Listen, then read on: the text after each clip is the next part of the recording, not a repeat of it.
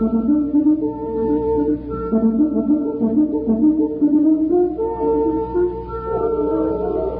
National Broadcasting Company invites you by transcription to join The Taste.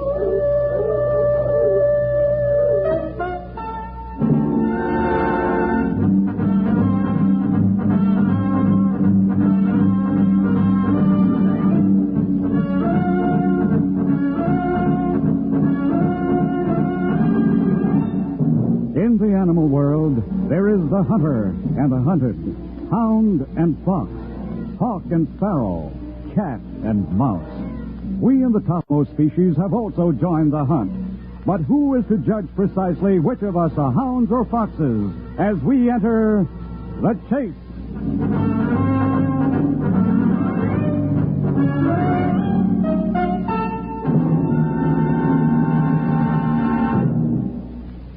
The day I finally made the switch from Detective Sergeant Peter Peru to Detective Lieutenant Peter Peru should have been a happy day because it's just what we've been waiting for, Joan and I.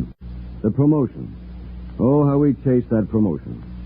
Maybe you didn't know it, but the difference between a sergeant's pay and a lieutenant's pay is $9.62 a week. Not much, but all the difference, Joan always used to say, that we needed to get married on. Well, now I've got the lieutenancy, and I've got the miserable $9.62 more a week. But now I haven't got Joan. What stopped us? A little piece of nothing shaped like a dog collar, narrow as a postcard and flexible like celluloid. A dictation tape. Yeah, that and a miserable dictating machine and the man who used them. It all started the night I went to pick Joan up at the office where she worked as a secretary. Generally, I knocked off duty about the same time she finished work, but if I was tied up on a case, she'd just stay on doing some freelance typing job she'd picked up from an employment agency. She only brought in a couple of bucks, but it was her way of chasing our wedding day while I chased the promotion. Hi, Johnny. Oh, hello, sweetie. Be with you in a minute. Just finishing this page. Oh, come on. The strong arm of the law has a weak stomach crying for food. Just a minute. Hey, I haven't seen you use your boss's dictating machine on your outside typing jobs before. What is it? A new job? Mm-hmm. Just got it from the employment agency today. I'm working for a writer after office hours now. Good pay, too. Oh, yeah? What is it, a book? Yeah, it's a novel. It's kind of gory. It's about a shy young man who's going crazy and knows it. Oh? Who's writing it? I don't know. What? I don't know. These dictation tapes are delivered to me every couple of days. I type up the pages and mail them to the agency. Oh, that's simple. Sure. South Pacific was dictated on tape that way. And you never see your boss? Never. He just sends my hard-earned pay with the tape. Well, that should make for pleasant employer-employee relations. Now, what about the food department? Oh, as a matter of fact, I'd like to see this man. He sounds brooding, sensitive, lonely. Real romantic type, Pete. I can't help wondering who he is, what he is. Oh, fine. Why, Peter, you're jealous. You're jealous of a voice. Look, when you're ready to quit, let me know. I'll be in the coffee shop downstairs. Just poke your head in, okay? Okay. I'll poke my head in on the end of a stick. You'd better give that rider up, Joni, old girl. Give that rider up. But Joan Clinton didn't give her rider up. I should have stopped it when she went from simple interest to fascination. And as each day went by, she looked forward with more impatience to the delivery of the little tapes that brought her into a strange, one-sided communication with a man she'd never met. After a while, all she could ever talk about to me or to her office friends was her wonderful rider. Oh, say, Annie, you want to hear something really good? Oh, Joan, have a heart. I heard that tape twice this morning. Oh.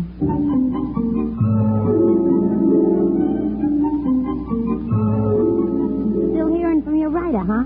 How's that story coming? The one about the shy fella going nuts. Oh, Annie's just wonderful. And today he added a postscript on the tape. He said when the book was finished, he'd find out who I was, and he'd come to see me.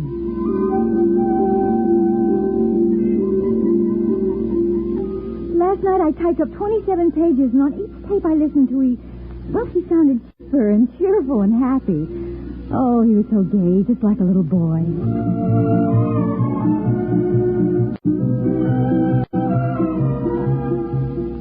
No night work lately, Joan. How come? I don't know, Pete. I don't know. I suddenly stopped hearing from him. His last tape sounded so sad and strange. And that was 10 days ago.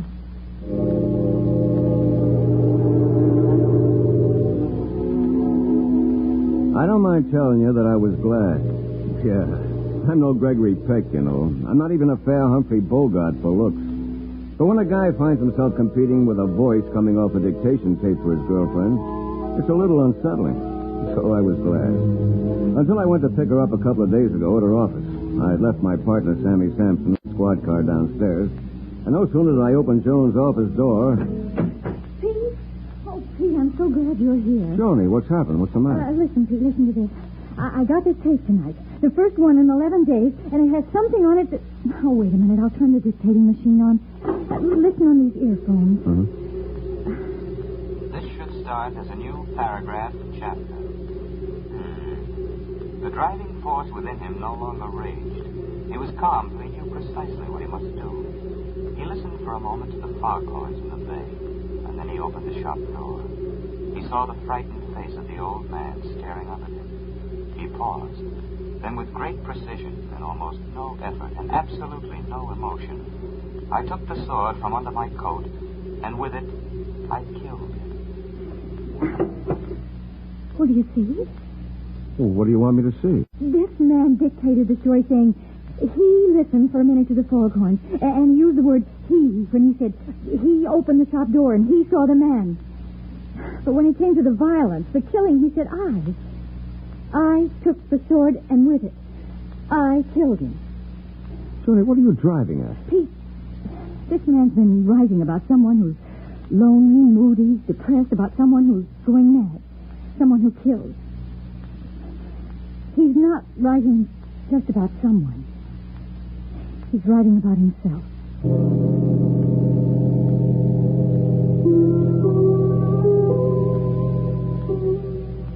Lots of times a writer, to help his thinking, will mentally exchange places with his lead character, and I could understand how this writer had put himself in the place of the killer he was writing about.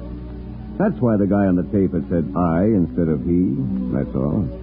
I read it someplace, and it made sense, but it took me 15 minutes of the biggest salesmanship I could deliver to bring Joan to the point where she agreed with me. Here, Joni, drink this and you'll feel better. Then I'll drive you home, and I want you to forget all this stuff. You just haven't been your old self, sweetie. Guess I've been working too hard, Pete, and thinking of this voice. Oh, he's probably a timid little man of 50, married and henpecked, and using the story as a release for his inhibitions and frustrations. I'm sorry I've been such a jerk, and I've been so unfair to you. Oh, Pete, how could I be so silly? Oh, Pete. Forget it, kid. Yeah, this is worth it. Pete! Pete!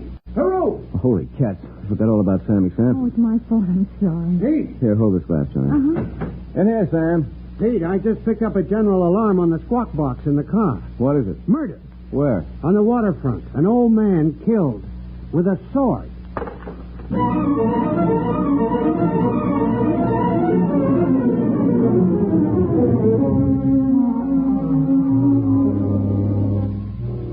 It didn't take long to check with the cops at the waterfront shop and find that facts meshed with fiction point by point. By my book, that much of a coincidence just couldn't happen. I asked the precinct to send a couple of men to meet Sammy and me at Joan's office, and the chase was on. Here was the chance for the promotion. Without even looking for it, the biggest case of my life was right in my lap. The only thing wrong was that my only lead, my hottest lead, was my own sweetheart. Who is he, Joan? Where is he? Oh, She's Sam. told us 10 times, Sam. She doesn't know. Someone must. Look, let's run this down. The Harriet House Employment Agency got Joan this typing job, right? Right. This writer mails 2 or 3 tapes in a plain white envelope to Joan's home every couple of days, right? Yeah, but with no return address to give us anything to go on. Except this one's postmark shows it was mailed last night from the main Times Square postal station. Oh, swell. The biggest in the city. That should be cute to trace. Okay. Then what? After I type up the script, I send the pages back to the Harriet House Employment Agency. Well, he must pick them up there. Andrews. Yes, Sarge? Get the squad car, Andy. Find a Mrs. Harriet House and pick her up. She runs the Harriet House Employment Agency in the drill building. Take it to her office. I'll meet you there in 20 or 30 minutes. Right, Pete. Now, look, Joan, were you ever given any reasons why he didn't have you come to him where he could dictate directly to you? I wish he had me come to him. If he's mentally ill, if he's sick, I might have helped him. Oh, Joan, cut it out. The woman at the agency only said he likes to work this way. You don't know him like I do. He's sensitive. He's easily disturbed. Yeah, he's sensitive, all right. You're not fair. You haven't proved anything yet. Why should you be so sure he's the killer? Aren't you? Pete, could it be possible, just possible, that this sword murder at the waterfront and the killing that Jones Ryder describes is just a coincidence? Sammy, I just... Sergeant Peru. Andrews, I thought I sent you to find Harriet House. She's been found, Sarge. A cleaning woman from her office building just called into headquarters. Harriet House is at her office, dead. Some nut killed her with a sword. Any questions, Sammy? Joan?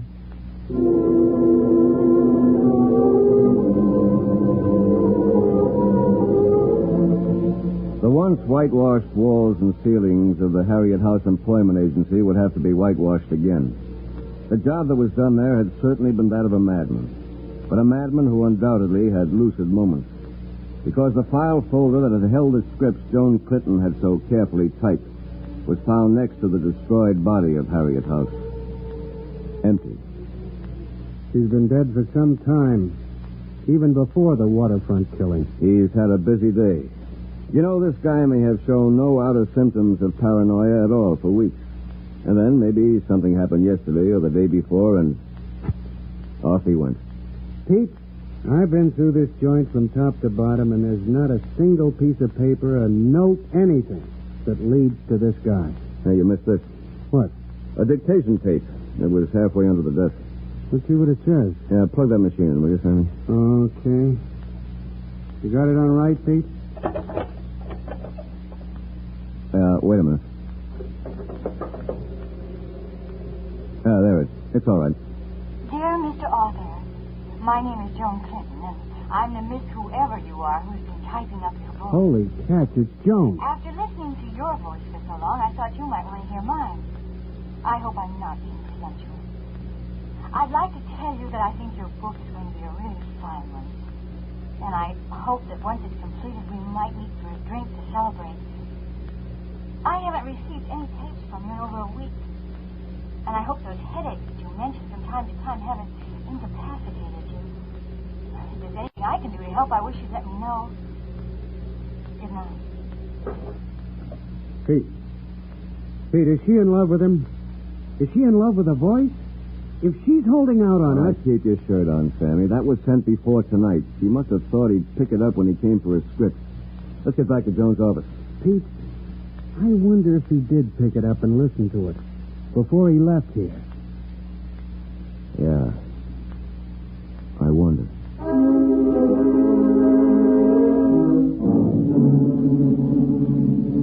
Joan, I want you to stop pussyfooting around. We're losing time, and you haven't told us everything we should know. Now, take it easy, Sammy, and back up or I'll back you up.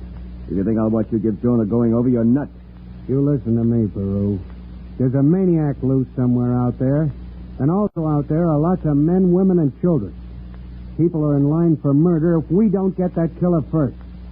Now, you get out of my way. Pete, Yes, Joan? the murder he described on the tape we heard before? The waterfront killing? Yes. It's not the first murder he wrote about, and it's not the first time he substituted the word I for he. I've got copies of everything he's dictated. But there's a tape on the machine right now. I got it 3 weeks ago. I was listening to it again. You'd better hear it.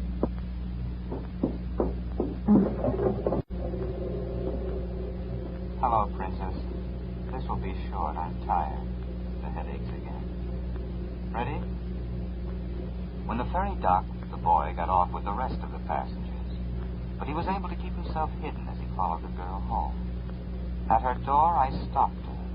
The street was black and quiet. She shrank away from him. And the rage that began on the ferry burst through full blown. When she started to run, I caught her and held her. She whimpered. I ripped the little fur collar off her cheap brown cloth coat and ran then I stabbed her in the back. He put her away and went to an all-night movie, and then home. Well, it's all for tonight, Princess. Once I get rid of these headaches, I'll be able to write more each day. And we'll get this book done more quickly. And we'll sell 1 million copies and start another. Good night, Princess.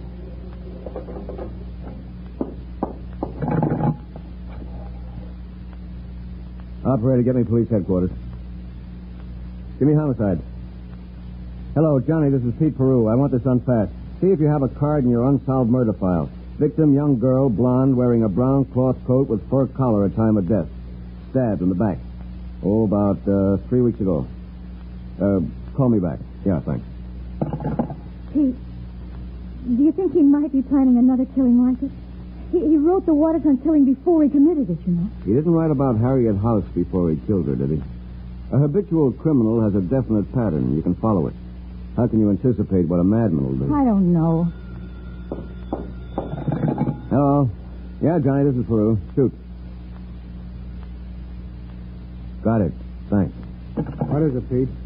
Well, there's nothing in the unsolved murder file, but Johnny checked missing persons.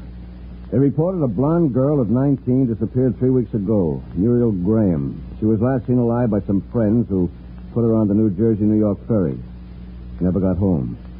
When last seen, she was wearing a brown cloth coat with a little fur collar. 15 minutes later, we stood in the blood-drenched waterfront shop staring at the body and the double-edged sword. Sammy Sampson, New York, partner, a husband, a father, and a cop for 22 years. Clenched and unclenched his fists in his pockets. Then together we turned to our detachment of detectives and uniformed police and set the citywide chase into full power. Mike, get photographs of that sword. Take a detail of men and hit every antique shop, every museum, every kind of shop or institution that can give you a lead on this sword and its owner. Okay, Sarge. You, go back to Joan Clinton. She has a copy of this killer's script. Have it mimeographed immediately. Then take a detail of men and go to every publisher in the city. Have them read it to see if they can recognize the style of any writers that they know. Here's a list. You two, as soon as this morning, round up the sales managers of all the dictating machine outfits in town. Get them into headquarters by 10. On your way, boys. You take this envelope down to the lab. See if you can lift any prints. All right, you two. This job isn't nice. Remove that sword and take that poor guy down to the morgue.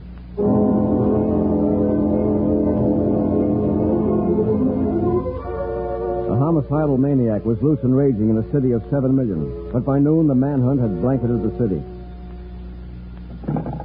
Sergeant Peru, I got a list showing the names and addresses of all the people in the entire city that company sold dictating machines to. Okay, thanks, Andrews. Yes, sir. Our friend probably did his writing from home. Eliminate all the business addresses on this list and have your details start their investigations in the residential areas first.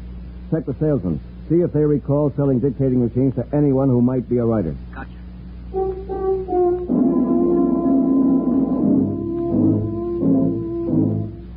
In the meantime, reports started coming in, none of them good.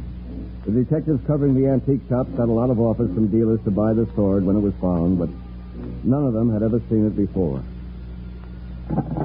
Hey, Sarge, not one of the publishers could recognize any particular style in the script. Okay, that's all. Wait a minute. A number of them offered to buy it. You see, the publicity value is great, even though the construction is erratic, the dialogue vague, the... Thank you, Clifton Fadiman. Now get back to your beat.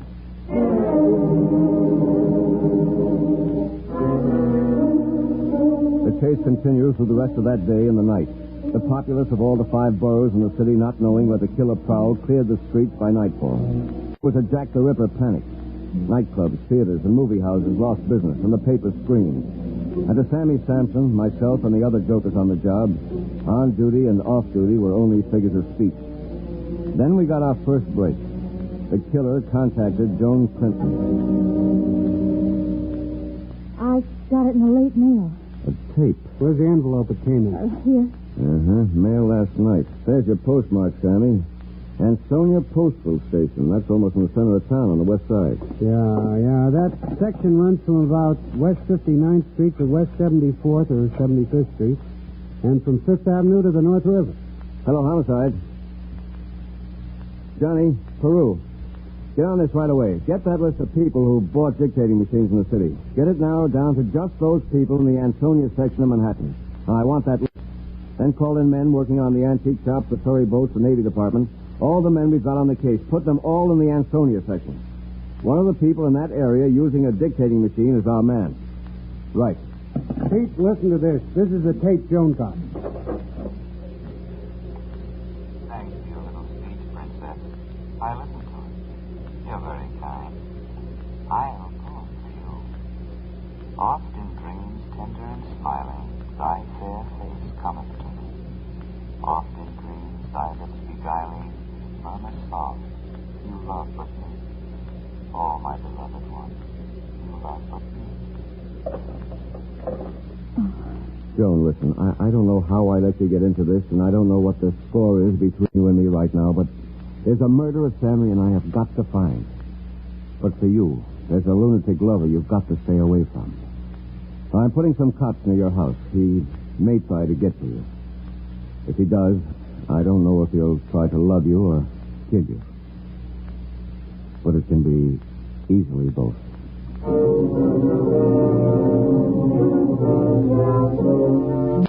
It took time to bring our men in and concentrate them in the Ansonia section. The Ansonia section of Manhattan is a mixture of enormous apartment houses and filthy slum areas. The number of people packed into this 1 square mile easily exceeds 250,000. On top of this, the number of people there owning recording machines proved to be many times larger than we anticipated. And the work of finding and questioning dragged slowly. When night fell that day, Joan and I piled into Sammy's squad car for a lift home. I'll drop you off first, Joan. There's a plainclothes man in front of your apartment house, so you don't have to worry.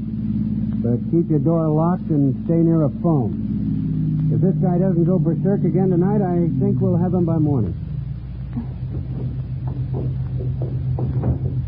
Good night, Pete. Sammy? Good night, kid. Joan, is there anything you want to tell me? No, Pete, there's nothing. Well, I'll call you a little later then. Now get some rest. I will. Good night. Evening, Mrs. Clinton. We'll see that no one gets in to harm you. Thank you, officer. I'm sorry to cause you trouble.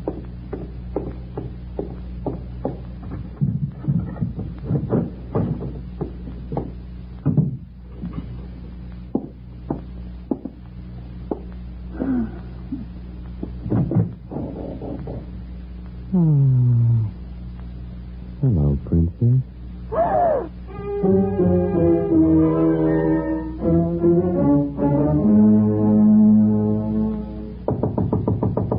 I've been phoning her for the last 20 minutes, Sammy. I got worried. Now she doesn't answer the doorbell. I'll get this open in a minute.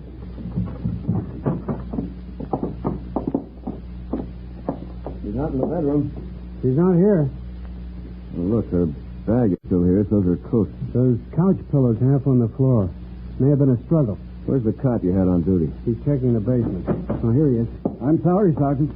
I didn't think she tried to slip out. I was just looking out for someone trying to get in, you see. What'd you find? There's a door in the hallway that leads down to the basement. It connects with the apartment house next door. She must have slipped through it and out the back door of the other building. No one saw it. Did you ever think that somebody came in just that way and snatched her out? You should have checked. Well, I Forget it. What do you think, Pete? I'm afraid to, Sammy. I'm afraid to.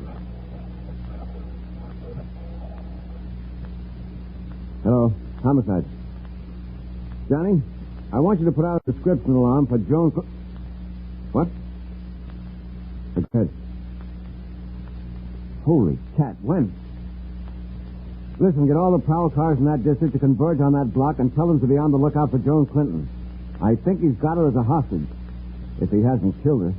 What happened, Pete? Missing persons closed their file on Muriel Graham. They just found her in a refrigerator in the basement on the west side. She died from dozens of knife wounds in the back. She was still wearing her little brown cloth coat, and the fur collar was stuffed in the mouth. You got the address? Yeah. Right in the middle of the Ansonia section.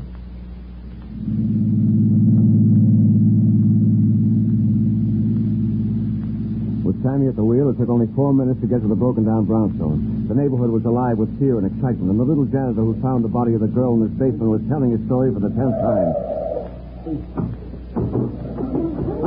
I'm open the refrigerator door, and Mamma Mia. Okay. Do any of your tenants use a dictating machine? A what? It's a recording machine. Businessmen use it to dictate letters. It records the voice. Writers use it too. Writer? There's a loony in the 3C. He stays a writer. Always he carries the book.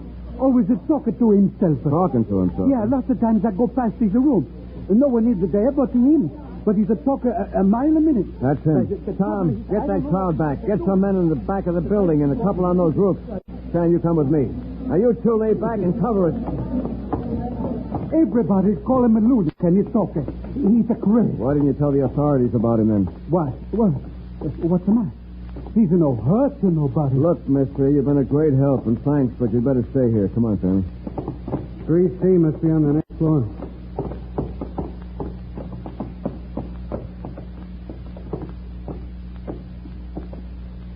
Don't move, Sam.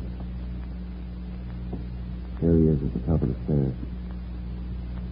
Put down that sword, fella, and we won't hurt you.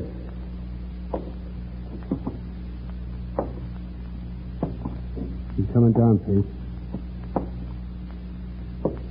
He's still got that sword. Watch out, Pete. He's going to go.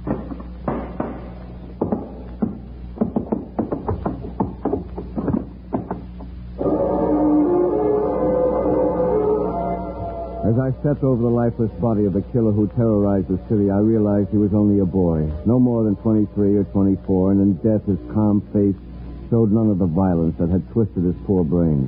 I raced up the stairs to 3C. I kicked open the door. Joan Clinton, the girl I'd loved, the girl I was going to marry, the girl who wanted my promotion even more than I did, sat stolidly, mechanically at a typewriter. At her side was a dictating machine, and in it a tape was slowly spinning. Her clothes were disheveled. She was completely white, and her pupils showed she was near complete shock. Joan, are you all right? What happened to you? He's there, isn't he? There's a boy. He made me come to finish his book. He said he'd give himself up if I promised to finish it.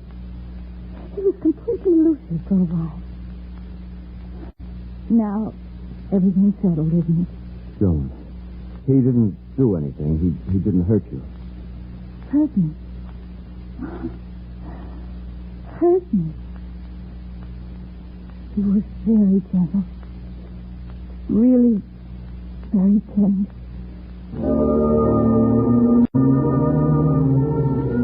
As the earphones slipped from her fingers, I picked them up and listened to the tape spinning over and over again its final sentence. Good night, Princess. Good night, Princess. Good night, Princess. Good night, Princess.